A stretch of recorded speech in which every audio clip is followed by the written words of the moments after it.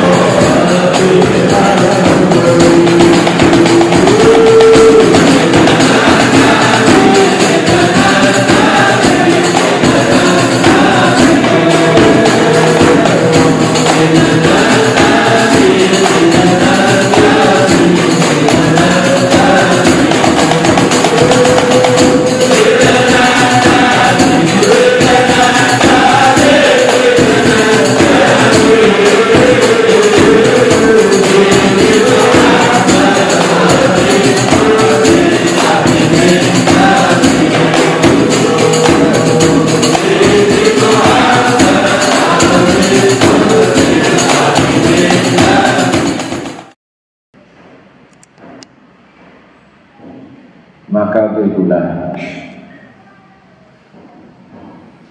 tuntutlah ilmu, belajarlah ilmu, dan jangan jenuh dengan ilmu, dan jangan bosan dengan ilmu, dan jangan berhenti sebelum langkah terakhir menuju kuburan. Karena itu peristiwa yang tidak bisa diingkari, bahwa itulah bekal dan modal bagi orang-orang yang waras. Siapa orang waras? Orang yang berakal.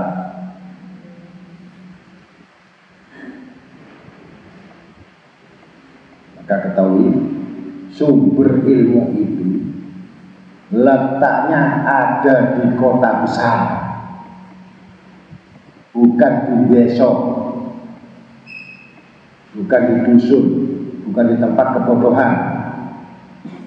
Ilmu letaknya di kota, baik muamalah atau agama. Kedurhakaan, kesesatan juga di kota,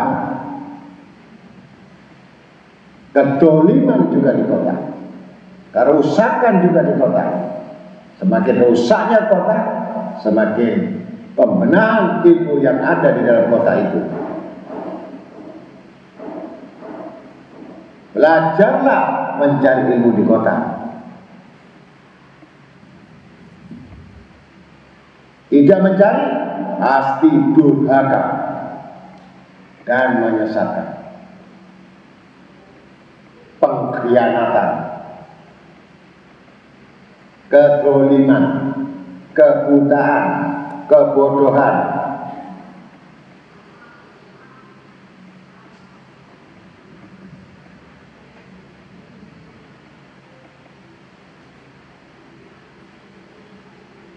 Sedangkan kebodohan dan berkah itu ada di desa, di kampung-kampung, di dusun, ya. Air nggak beli,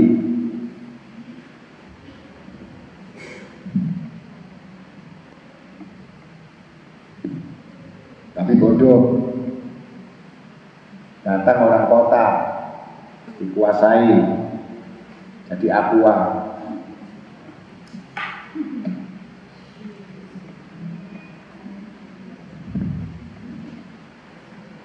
Kuasai datang orang kota, jadi villa, jadi perumahan. Si bodoh jadi pengangguran.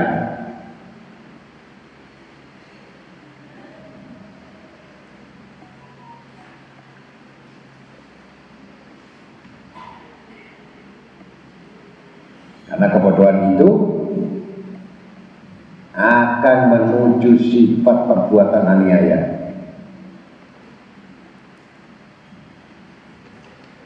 Karena sesuai dengan keadaan, sesuai dengan level-level kebodohan.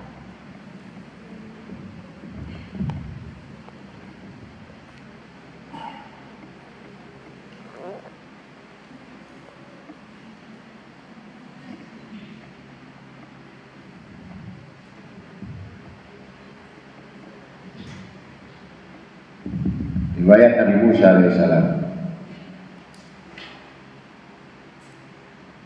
ketika melihat seorang yang sudah tua renta dan dia menyembah api selama 490 tahun, menyembah berhala, tapi akhirnya masuk Islam.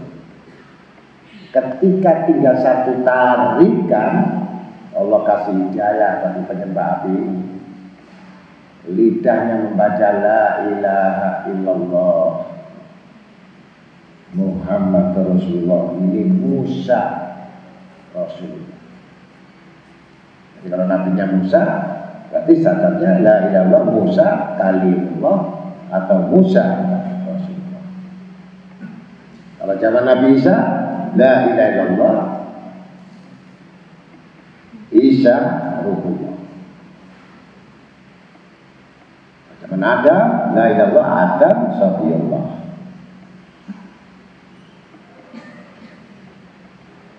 Dan zaman Nabi, la ilaha illallah Muhammad Rasulullah. Tergantung kita beriman pada siapa, Nabi waktu kapan.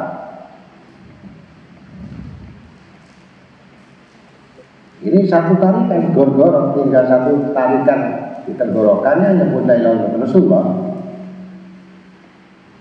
Meninggal, maka diampuni dosa-dosanya semua dari 490 tahun. Coba gampang. Yang mending 490 tahun menyembah api tapi mati la ilaha illallah Rasulullah ya Pak. Daripada 60 tahun itu la ilaha illallah Rasulullah, matinya la ilaha gitu Pak. Ini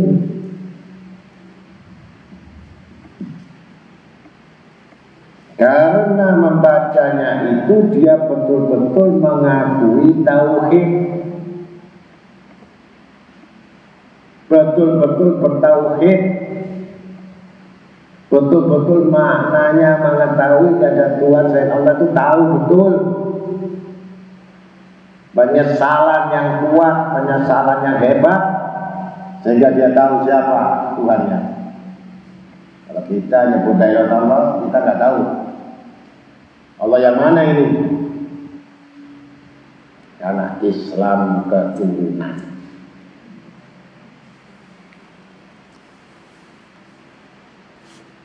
Al-lisan wa tasdiqun bil qalbi. Diucapkan di lisan, dibenarkan dalam hati.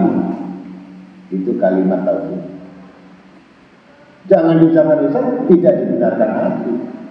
Berarti hati dikuasai oleh iblis, hati dikuasai oleh nafsu, hati dikuasai selain Allah. Tidak disebut bertauhid.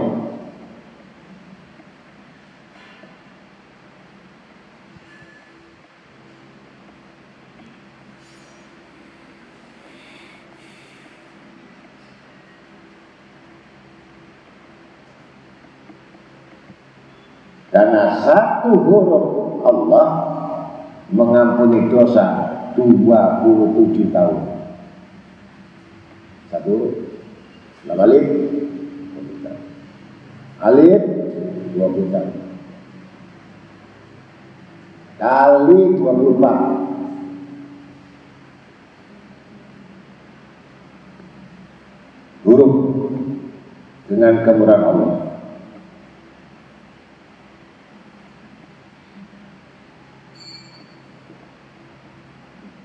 Itu keutamaan itu. Niat kita zikir tengah malam, kita mau tidur, hanya niat, hanya niat.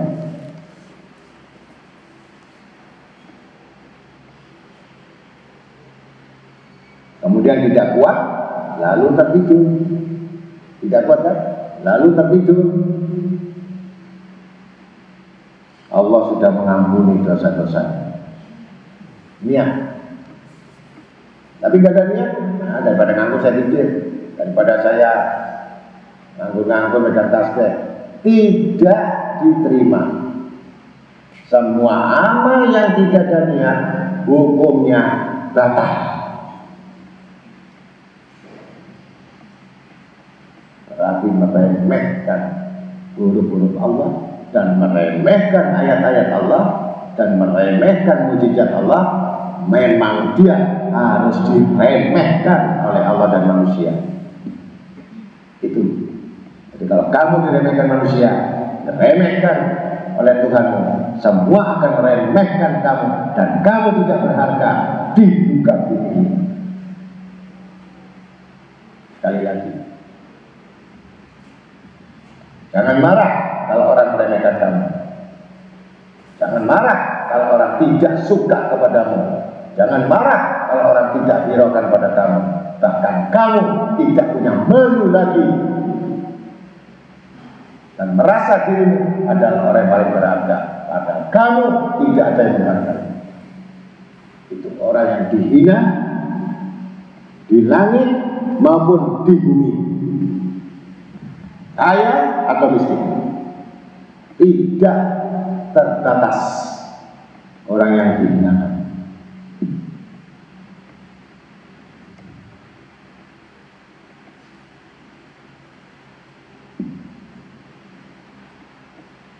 Allah sudah mengampuni dosa-dosanya, walaupun kejahatannya itu penuh sampai dosa-dosanya, tercatat sebanyak 99 catatan per lembarnya, sejauh pandangan mata manusia. Ternyata ada syahadat yang tertulis di kertas yang kecil. Selembar kertas itu ditimbang dengan dosa-dosanya, ternyata lebih berat daripada dosa-dosanya. Akhirnya Allah menyelamatkan dari siksa api neraka dan memasukkan surga. Dengan catatan mengakui kebenarannya, meyakini kebenarannya, mengakui ayat-ayatnya, mengakui Allah Tuhannya, mengakui Muhammad Rasulullah itu Rasulnya, mengakui ayat ini menyelamatkan dirinya.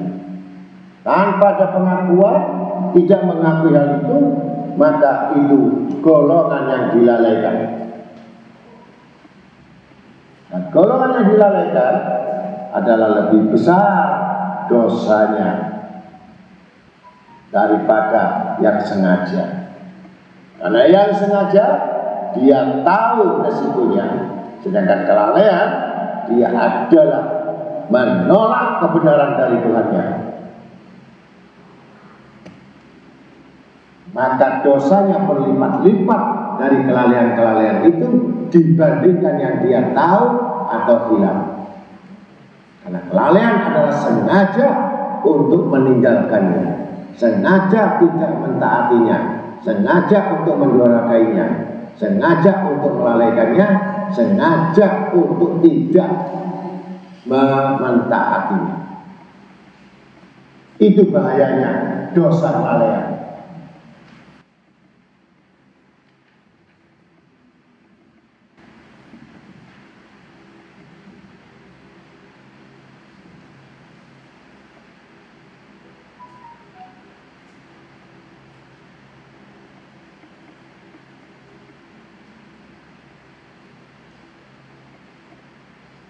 Maka dari Ka'ab radhiyallahu anhu, bila datang nanti pada hari kiamat, saat itu Nabi Adam alaihissalam melihat umat Nabi Muhammad SAW dihalau ke neraka, dan Nabi Adam alaihissalam memanggil, "Hai Nabi Muhammad." Jawab Nabi Muhammad SAW, "Ya Abul Bashar, ayah dari manusia itu Adam."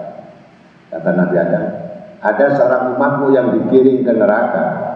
Begitu mendengar laporan Nabi Adam, Nabi SAW segera meloncat untuk mendapati orang-orang durhaka tersebut. Satu orang sambil menyeru, "Hei para malaikat, Tuhanku, berhentilah dahulu.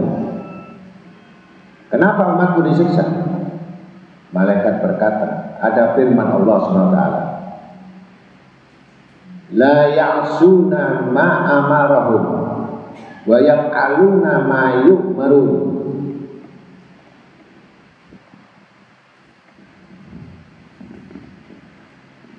Artinya, mereka tidak mendurhakai kepada Allah terhadap apa-apa yang diperintahkan, dan mereka mengerjakan apa-apa yang mereka perintah.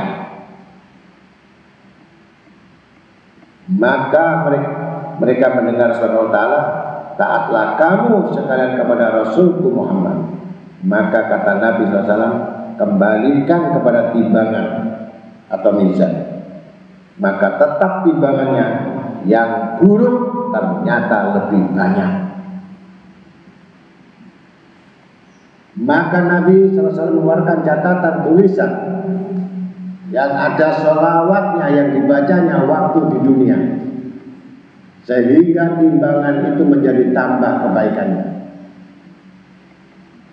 Maka laki-laki tersebut mencium kaki Nabi Muhammad SAW sambil menangis menyesal terhadap apa-apa yang dulu yang telah dilalaikan atau dilewatkan.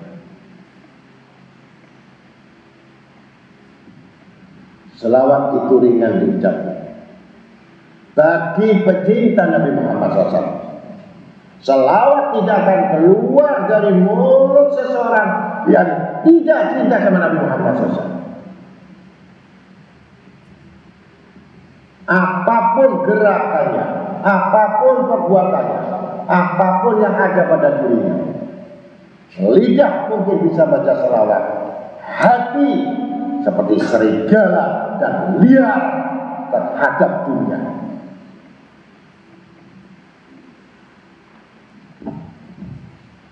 Cinta adalah bentuk apa yang tersimpan di hati, yang diungkapkan dengan lidah. Tanpa lidah pun bisa diungkapkan dengan mata. Tanpa diungkapkan mata, bisa diungkapkan dalam hati. Tanpa hatinya, bisa diungkapkan dengan gerakan badan. Mahabbah, cinta, mawahib, pemberian Allah, pemberian Rasulullah, sehingga dia madat, ada sambungan yang tidak putus, keluar masuk nafasnya, mengingat Sayyidul Wujud, Imam Kulli Mawjud, Muhammad Rasul Sallallahu Alaihi Wasallam. Bukan yang dimaksud kami bicara bahasa selawat. Selawat yang mana kau baca?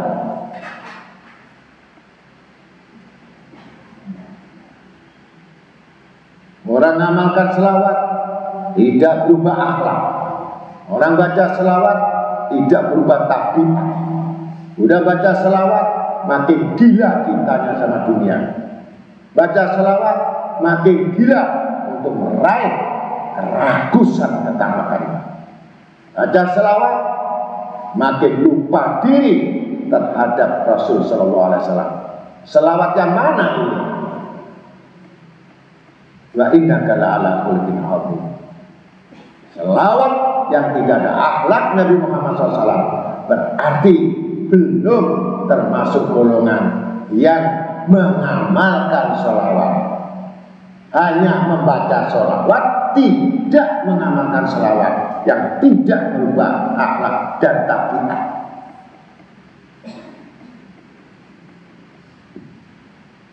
Apalagi tidak tergerak untuk ikut maulid, tidak tergerak untuk baca salawat, tidak tergerak untuk menyambut Nabi Muhammad SAW. Bukan termasuk akhlak Nabi Muhammad SAW.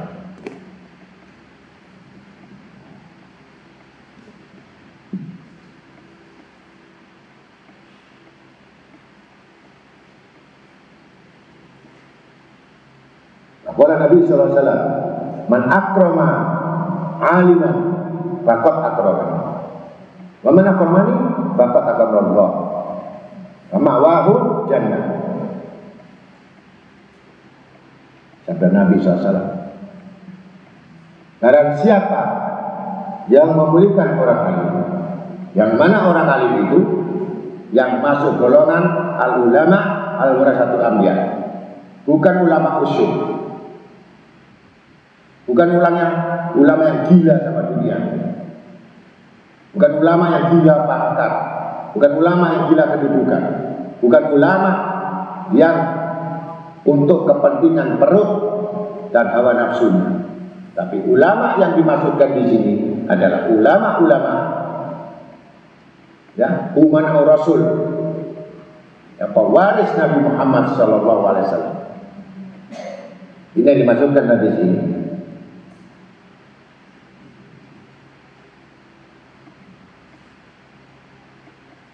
Memuliakan orang alim seperti itu berarti dia benar-benar memuliakan aku, yaitu Rasulullah SAW.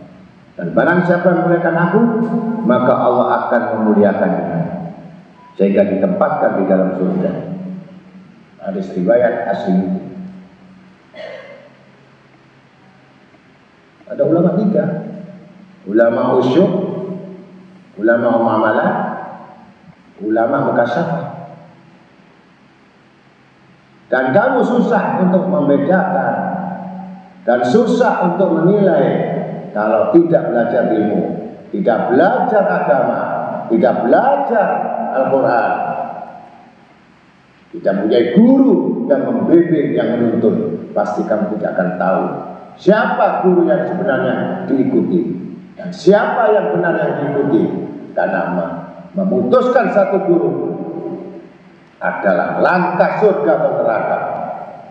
Kalau berjalan kita salah untuk menuntut ilmu, jalan neraka, silakan Anda menikmati neraka. Kalau jalan itu surga, berarti kamu benar-benar mengikuti, atau ketinggalan kamu masuk surga karena kamu tidak bisa mengikuti langkahnya.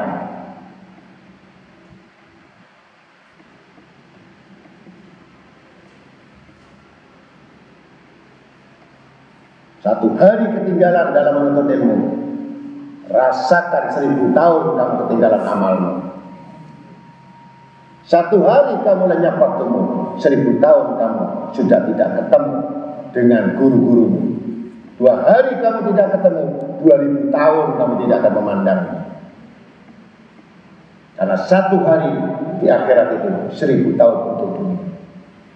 Tanamkan di hatimu, tanamkan tawasul di hatimu, tanamkan nasihatnya. Ingatlah amal-amal itu. Jangan terlepas dari pemikiran dan hatimu.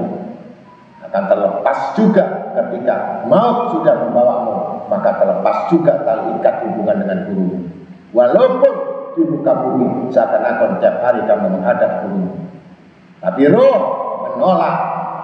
Nah, yang satu adalah roh yang dikuasai oleh hawa nafsu, yang satu roh adalah malaikat.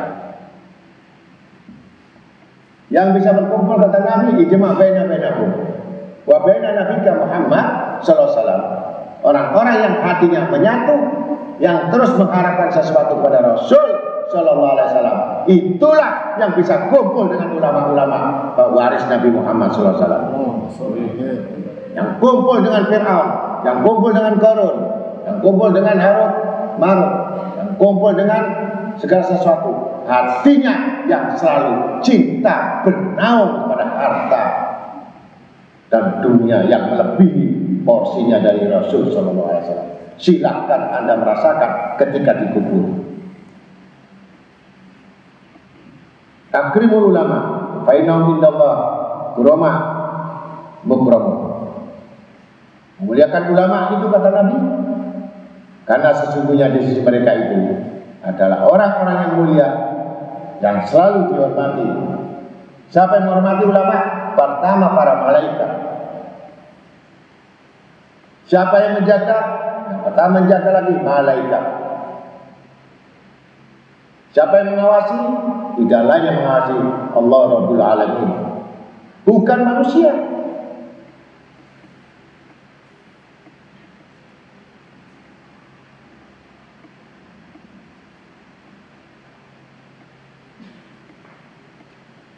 Makanya yang dikhawatirkan oleh Allah Ta'ala dalam firman-Nya dalam surat Al-Baqarah ayat 8. Wa minan nas may yaqul amana billah wa bil yaumil akhir wa ma hum bimumin. Di antara manusia itu ada yang mengatakan dan berkata bahwa dirinya telah beriman. Sekali lagi, mengatakan dirinya telah beriman.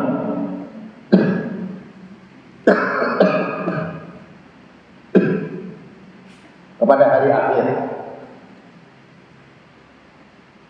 Tetapi sebenarnya ia sama sekali tidak beriman.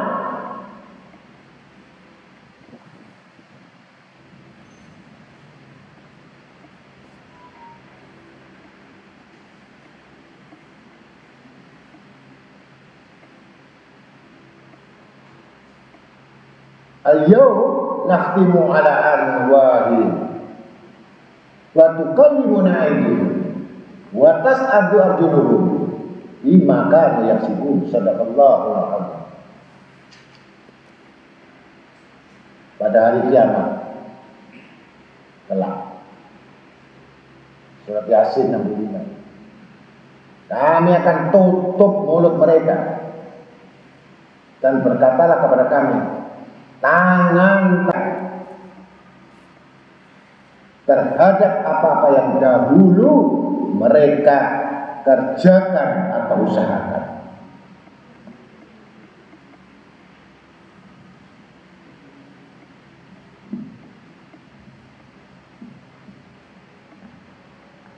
Walaupun sudah disering-sering diucapkan, kalau orang nggak dapat hidayah, mati. Gak gampang. Orang yakin kehidupan akhirat itu ada, itu gak gampang. Kalau kamu tahu, kamu gak akan bergerak apa-apa di rumahmu.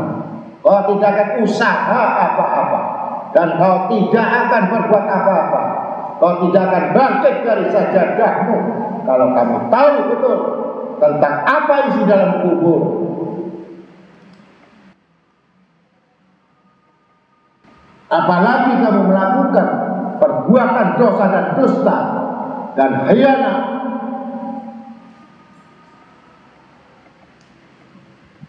dan melupakan semua apa ancaman-ancaman Allah, apakah mengatakan dia beriman kepada Allah?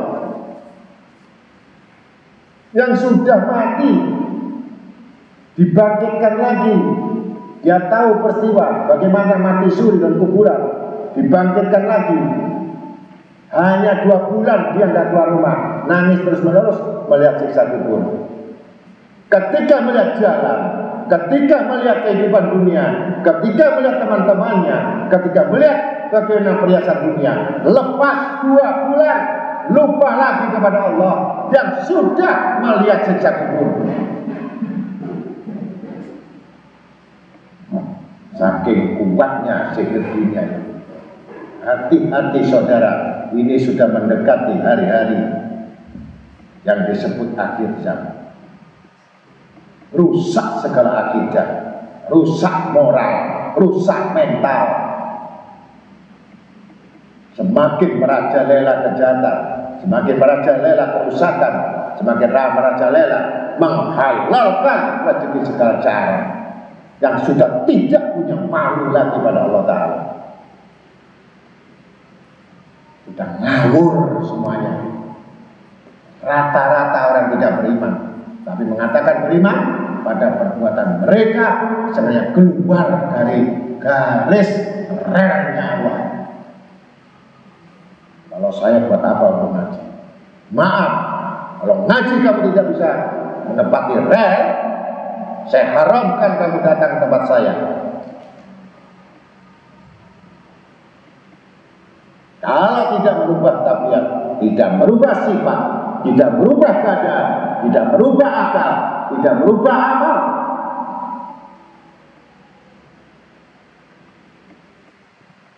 saya tidak mengajarkan sesuatu yang sifat main-main. Quran tidak main-main. Manusia dijadikan gak main-main. Surga dijadikan gak main-main. Neraka dijadikan gak main-main. Rasul dijadikan gak main-main. Ilmu dijadikan gak main-main. Jadi bukan untuk datang main-main.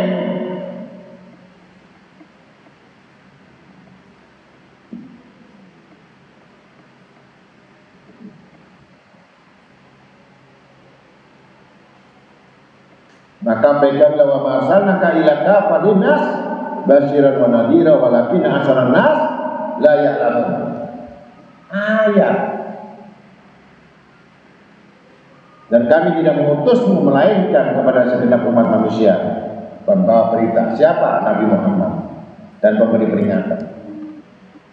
Tetapi kebanyakan manusia menolak, tidak mengetahui, mendengar tuli, melihat buta, punya hati mati,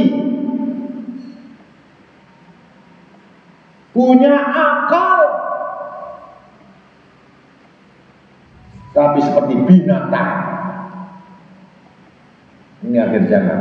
Jangan ikut-ikut seperti itu. Dan tinggalkan punya sahabat teman seperti itu. Dan tinggalkan kebodohan. Ucapkan dalam dirimu, jangan dekati orang semacam itu. Kau akan rugi dunia akhirat.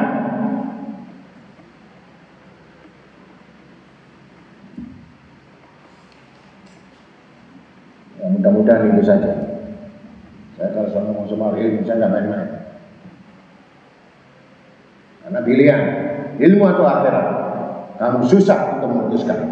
Dunia akhirat, kamu pun nggak jelas. Dunia atau akhirat, kamu nggak jelas. Cari dunia pun nggak sukses, cari akhirat nggak sukses. Apa kamu hidup ini?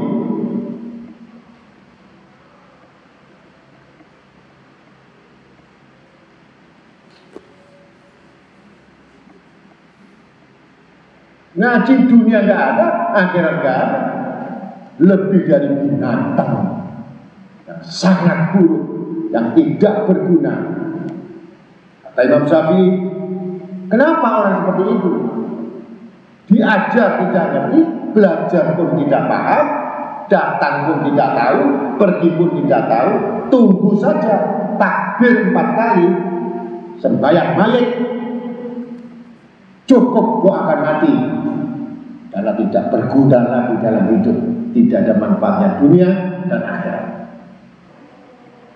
Maka untuk itulah orang yang sombong tadi, sedikit ibadahnya, sedikit amalannya, sedikit doanya, sedikit sholatnya, sedikit ngajinya, semua yang sedikit, bahkan tidak tahu apa-apa. Itulah orang-orang yang rugi.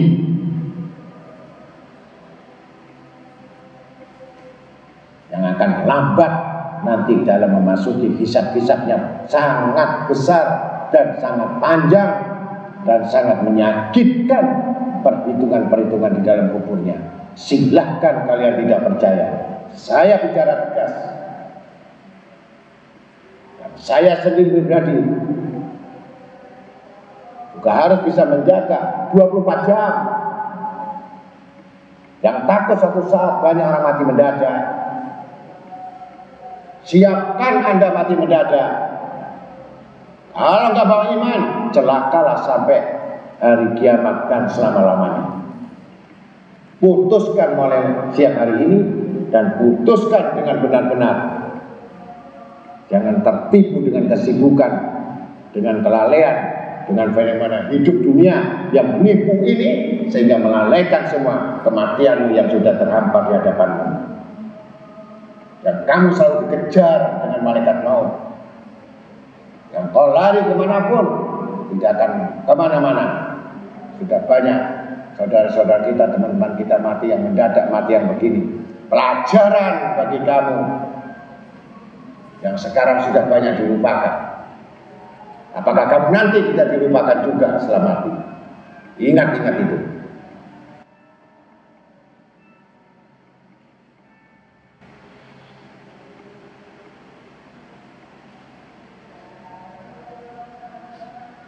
Kamu bisa menikmati dunia cuma sedikit. Ada nikmat dunia golila, golil, sedikit, bukan banyak, sedikit. Sisanya untuk ahli waris. Kamu tidak akan bisa menikmati baju yang banyak ahli waris, mobil banyak ahli waris, rumah banyak ahli waris, tanah banyak ahli waris, perusahaan banyak ahli waris. Kau sendiri dalam kuburan, apa yang kamu punya?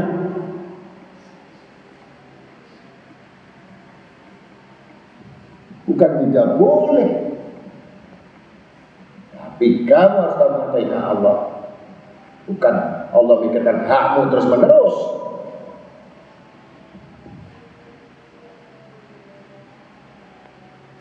Hati-hati orang yang tidak mendengar nasihat itu. Di sini saja saya sudah tidak mau melihat, di sini saja saya tidak menegur, di sini saja saya tidak mau bicara, apalagi di kuburan nanti ketemu saya. Di dunia ini yang ngaji saja tidak bisa berhadapan dengan saya. Dan andai berhadapan dengan saya, terbatas saya suka atau tidak sama dia.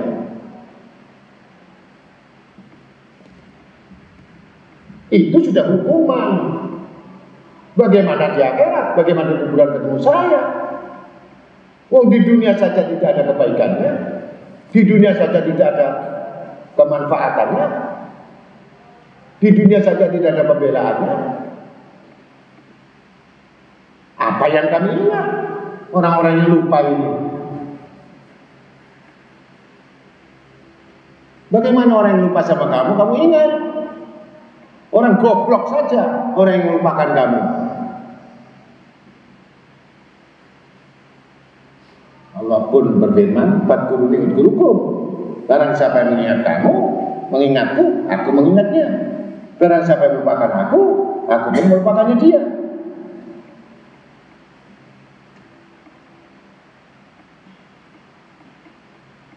Mudah-mudahan itu aja tahu semuanya, sehingga kita bisa menjalankan semuanya nasihat-nasihat itu. Walaupun ya seorang raja pun masih butuh nasihat. Ada seorang raja tidak butuh nasihat, berarti Fir'aun. Seorang raja butuh nasihat. Kalau tidak ada nasihat, itulah orang-orang yang disebut sombong. Orang yang tidak menerima nasihat, apalagi mengamalkan nasihat, apalagi melaksanakan nasihat, itulah orang-orang yang bersekutu, berserikat dalam urusan agama. Yang tidak lepaskan, tinggalkan kali-kata itu, cukup pertemuan yang tidak berarti dan tidak terbatas. 5 menit selesai. Assalamualaikum warahmatullahi wabarakatuh.